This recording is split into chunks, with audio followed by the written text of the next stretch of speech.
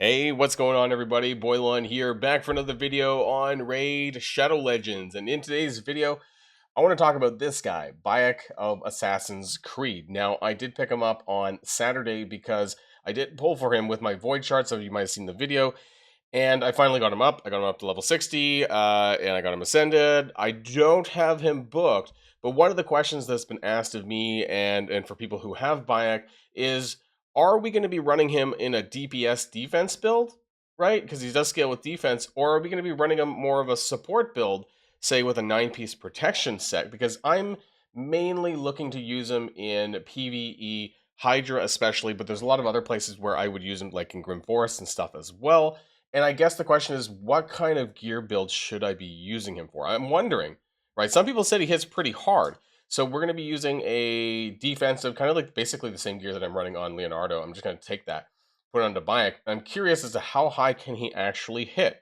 So we're going to break this down. We're going to do some tests and see what's really going on. So if you're ready to go, before we do though, of course, don't forget to use the QR code in the top right hand of the screen to get Tholen Foulbeard absolutely free. And also these three amazing epics. We have Stag Knight, we have Rector Drath, and we have Varric and the Fat at accounts level 10, 20, and 30. Also, don't forget to get this other Sand Dweller of the Barbarian faction as well. This Void support champion named Hanorak. Use the promo code Desert Queen in the first 48 hours of a brand new account. Okay, so let's just start with the DPS side of things, right? So some people have said that he hits really hard. So I'm currently in my, I guess, like the best set that I can for him right now. So I'm at a total of 100% crit, 242% crit damage. I know for some people this is a bit low, and almost 6,000 defense. His accuracy is at 396, and what's really nice about his kit, of course, is this part here, which is why I was wondering, like, can he be running a DPS set? Because if you're thinking about using him in PvP, then maybe that's what you want, right? Like a high accuracy, but also high crit kind of build. Because the champion and their allies cannot receive critical hits from enemies whose accuracy is equal to or lower than their own. And this is for each individual member of your party compared to the enemies, right? So that's why he has got these amazing buffs. He's got increased accuracy, which is going to bump your teams up so that hopefully you overcome their accuracy and you don't get crit. And then he also reduces their accuracy as well. Great skill, because this is an extra turn skill. You go into the A2. Really, really nice, right? Okay. The thing is, when it comes to Hydra, which is where I'm going to be using him a lot, is that these buffs potentially could be extra damage for your team, right? If you have a 9-piece protection set, I think I have a protection piece here, right? So if you open it up, right, if you have 9 pieces, 75% chance to place protected buffs, and allies deal 5% more damage per each buff placed by the wearer, which would be a total of 15% extra damage in this context. Question is, which would be better to use? Maybe different sets for different scenarios. Very likely you're going to have multiple sets for BAYEK. The first thing that I want to test, probably in Doom Tower, right, because you can just repeat this over and over again, is BAYEK's damage, right? So he's going to be able to immediately go into increased defense. So he's going to get the buff for his attack here. And how much is this going to hit for, right? That's what I'm kind of wondering. Now we only have about 242. So one thing that would make this a little bit better, I suppose, right? So just to show my masteries, I am using Helm Smasher, right? Sometimes I say Helm Splitter just because I get confused about the actual name. But I do have that running here on my masters. It's behind my head, but yeah, I am running Helm Smasher at the end. And then I have the additional +1 debuff turn, and then +1 buff turn from Lasting Gifts and Master Hexer on the support tree. So that's kind of the masters that I'm running for BAYEK. Okay. So what I'm going to do, and I do admit that, as far as, I should have mentioned that actually, the relic that I'm using, Hand of Uncreation, this is just what I have. It's for extra accuracy and resistance. This is primarily why I'm using this. If I wanted to go into more DPS build, I would take, for example, the Cat's Gaze that I have on Hecaton, but I don't know if I want to, well, I mean, I could move it for the purposes of this. So what we'll do is we'll do one test without Cat's Gaze, because this Cat's Gaze will give an extra 18% ignored defense and 31% crit damage. So that's pretty nice. I'm curious, though, what kind of damage he can put out without that. So we're just going to run like hard Doom Tower, like basically floor 1. We're just going to go into floor 1. I just want to see, right? And I need to remove my team setup. I don't know if I can break this. It's always annoying when I've done Doom Tower testing because it doesn't like that. But I just want to go in with just, honestly, just him. Where is my Why is he not on the screen? Why is he not down here? Oh, there we go. BAYEK. Okay. So I kind of just want to run BAYEK. I guess I could run it with like a defensive aura. I don't know if that's going to make a big difference or not. I could just do that, right? Let's just see like what the difference in the damage is. So let's just do a test. Oh, no, no, no. That was without. Oh my god. So apparently the AI does not even actually prioritize his buff, which is super weird. And that actually kind of sucks. Because that means when you do, why is all these attacks, they're counterattacking all the time here? Oh my god. Okay, so let's replay that. See, this is what I mean. When it comes to Doom Tower, it automatically revamps back to my old setup here, and then I have to do that. I hate testing on Doom Tower, but there we go. Okay, so let's just do him. Right, let's take the auto off. Now, he doesn't do this, he should be doing this right away, right? And so what's nice there is that I got a 4-turn defense up because I do have that support mastery there.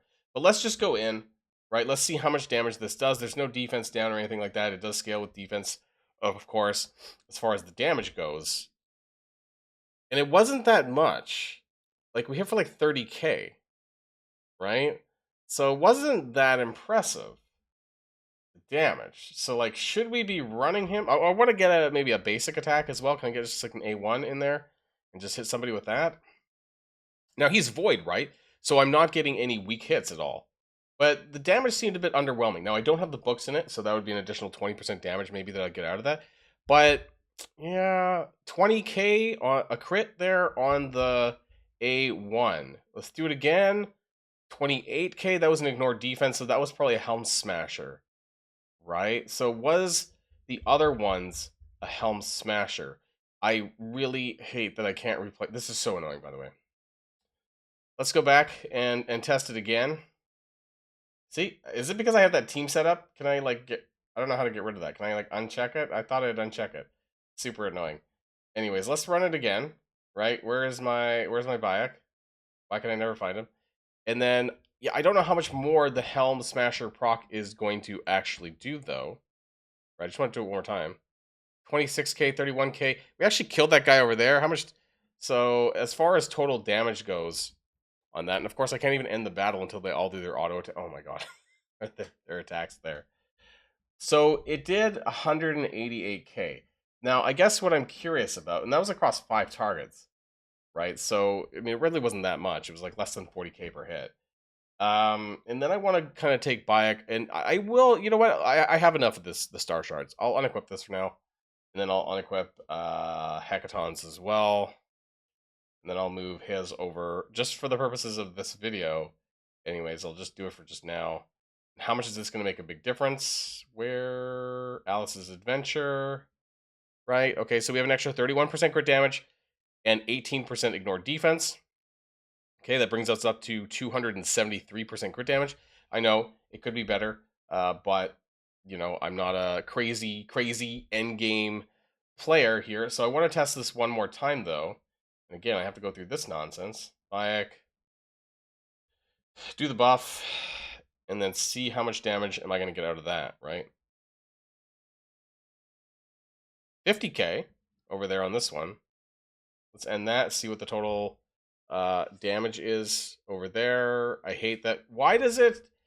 Oh my god! Like, it won't actually end the battle until I get like all these attacks in. Super dumb. Anyways, 180k was before, right? 186 maybe. So we got a little bit more damage in here. But again, is that enough to justify a DPS build for him? I wonder. Like, is this gonna over the long term on something like Hydra or other clan boss? Is this gonna make a significant difference? And that's kind of what I'm wondering. Now, obviously, if I take him out of DPS, he's probably not going to do so much. So where the hell is my BAYEK? There we go. So the other thing that I was considering, of course, is a BAYEK protection 9-piece set. Oh my god, I'm full. Am I really? I can't move my gear around because I have to sell some shit. Oh my god. Okay. Well, this is kind of silly, isn't it? Let's just sell all this crap. And that too. We sell all this crap. I don't really use divine gear. So let's do that. Let's filter.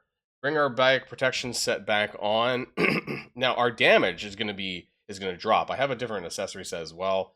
BAYEK protection 9-piece. So it is quite different, right? Like I'm down to 3,800 defense instead of, I think it was close to 6K.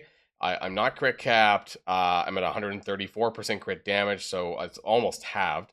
And of course, my crit rate is not guaranteed either. Have about 376 accuracy, I think, using this current set. Although I still have some glyphs that I need to do, right? So it's not entirely perfect here. Even my speed's not actually. This is actually not bad speed. I'm at 303, even though I still have lots of glyphs left to do, things like that. So actually, you know what? As far as a support set goes, this will actually do pretty well, especially for clan boss for Hydra, because he's got perfect veil, and that's exactly what I'm looking to build him for. But just for sake of argument, I want to see like how much of a reduction in his damage did that gear set basically account for, and is it worth keeping him in there, right? Do we want him as a DPS, or do we want, again, like that protected buffs, because these are going to be very helpful for Hydra specifically. Okay, we go in there like 15, 16k per target, so obviously it makes a difference. No, it's even less actually, so about 67k. So yeah, it seemed to be about a third. That probably wasn't a Helm Smasher trigger anyways, though. But yeah, I mean, it is noticeable, obviously. But his main damage is going to come from that A2. He does not have more than, everyone has an A1, but he doesn't have AoE A1. And his main source of damage would be from that A2. So it does make me wonder what is worth building. I do prefer, though, 9-piece protection sets, right? Especially if I'm using it in PvE. If I'm using it in Hydra, that's kind of the thing that I'm going for. That being said, if you want to build them for PvP, and I think a lot of people are, I am not that huge into PvP. I think that you're probably going to want to put them into a more of a DPS build, right? An ignore defense kind of set or build. That's probably what you're going to want to do with him. But for the purposes of what I'm wanting to do, I'm wanting to build him in the Hydra, and I want to play him in like, can I bring up this team? So this is my Hydra Brutal team. And I was thinking of replacing him with, I was thinking of replacing Wukong, because I still want my Donnie to be in this team. I do really like this. Also, I do want to say that Lamassu pairs very well with BAYEK because of his passives, or her passive, sorry. Lamassu's passive: each debuff placed by this champion decreases target's turn meter, not important, permanently decrease the resist and accuracy by 10 up to 100. So this is huge, paired with BAYEK's passive, because BAYEK's passive states that basically if the enemies have accuracy equal to or lower than your team's, then they can't crit your team, right? So the lower the accuracy on the enemy, the better. So it's going to pair very, very well, and I want to combine the two of them. In order for me to do that, though, I have to put BAYEK into here. And then in order for me to use that, of course, well, I also have Hecaton on the same one. I took his cast case, so I do need to give that back, which means I need to flip my stuff around, right? And we need to test BAYEK, if I could find him. Good God. We need to kind of put it back in the accessory that we were before, which was the accuracy-based Hand of Uncreation. That's additional accuracy and resistance for him. And then Hecaton, I'll be honest, Hecaton just does way more damage anyway, so he's probably way more deserving of having the cat's gaze, right? So that's fine there. His gear's there. We have the 9-piece protection set for BAYEK here. I do want to say that, to use him seriously, though, I do want to book him out, especially in PvE. You want to make sure that you have those booked out, especially this A3. 2-turn cooldowns less is significantly important just for the long term of a fight like Hydra. So actually what's nice about him is that he only takes a total of 8 books. And if you can happen to get it in just the A2 and A3, I don't know if you necessarily need it into the A1, right? It's just damage. So if you get lucky, you might be able to book them for kind of cheap. We'll be talking about legendary books more and champions more in a separate video that I've been thinking about. Let's move on over to my second Donnie just to make sure my characters are geared. I don't know if they are. Yes, they are not. So I need to then put on my other Donnie set over here. Right, new Donnie protection. There we go.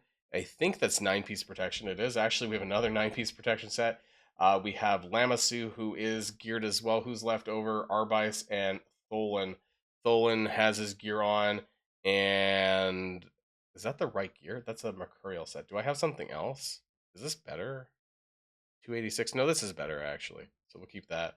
And then my Arbice should be fine there as well. Who also has a 9-piece protection set. So I have 3 people here, actually, with 9-piece protection. So I'm not going to quick battle this, but I just want to see how this plays out, right, a little bit. And now I don't have Wukong, so things are going to go a little bit differently, I think, here. Because, oh, wait, actually, they don't have the Head of Decay on the starting lineup this time around. So that's kind of nice, I guess, here. I was going to say, we would be able to provoke the the champion, but there we go, right? And then we get all these buffs. We would just do that. We didn't get the perfect veil, unfortunately, on, BAYEK doesn't get it, right? But everyone else does. And with enough accuracy, unfortunately, you can't, I think it's unresistible, right? The True Fear, so that's the biggest pain in the ass. He would be the one that I'd want to nuke down first, honestly. We're not going to do a full playthrough of Hydra. My point is more about, BAYEK and his usefulness in terms of, like, we guess we could do that. That was pointless. Anyways, he did do that twice. In general, though, having more of these protected buffs means more damage for the team, right? More damage for Hecaton in this case. So I think I would prefer, playing BAYEK more in a support role. I think that would make more sense than... I mean, I'd have to test the differences, but obviously I don't have a spare cat's gaze that I want to give to him either. Right, we get the speed down. So I love... I love that Prayer of the Medjay buff. I love that I can just go right from the A3 into the A2. So maybe in Hydra with like Hecaton, maybe there's some damage potential. But yeah, I'm curious what your guys' thoughts are if you have BAYEK. How are you running him? Because I guess there's going to be two different ways, right? This is the PvE Hydra build that I want to run personally, and then there's going to be the live arena kind of tag arena maybe version that you're going to be running for BAYEK, which is going to be damage heavy, right? He's going to be both a nuker a little bit, but I'm not super impressed with his numbers. Normally, defense based nukers can hit a lot harder than that, right? Like Hecaton is a good example, maybe a bad example. I don't know because he's too OP, but Hecaton does a shit ton of damage, and BAYEK doesn't really do that. Now I know that Hecaton is mostly a single target nuker. BAYEK is AOE with his A2, but nonetheless, like I don't feel that the modifiers are quite there to make him a DPS. He does a lot of things though. He's got a lot of great. I love him, right? He has a lot of great buffs. He's got a lot of great debuffs. But at the end of the day, at best, he's a hybrid, right? He does some damage, but I wouldn't rely on that part for his kit. I think he's more of a support-based character. I think that's kind of how it's better to build him, but let me know what your thoughts are in the comments down below. Again, not going to do... Maybe I'll do... maybe I'll run a sim. But yeah, let's end this by doing a sim on this and see what kind of damage we get out of this. So I'd have to kind of revert back to my team setup here and then just basically replace Wukong with BAYEK, but I don't have the books in them, so I don't have the cooldown reductions, and this might make a difference here. That being said, I'm going to start with the Prayer of the Medjay, so you always use if available, and then I guess always use second. That's how I'm going to set this up, and then I'll run it on a sim and see what kind of damage we do. How's this go?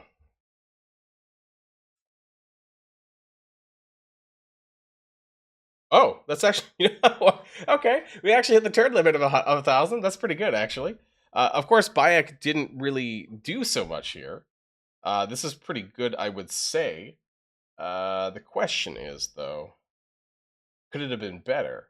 Right? Obviously, if we had books, it probably would have been better.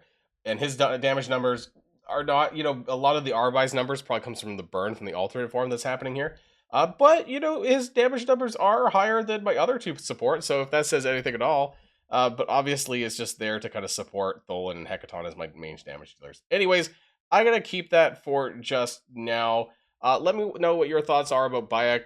Are you using him in more of a DPS? Are you using him more of in a support role? I would love to know in the comments down below. Now, before we end the video, I do want to remind people that if you haven't started playing Raid yet, get out from under that rock.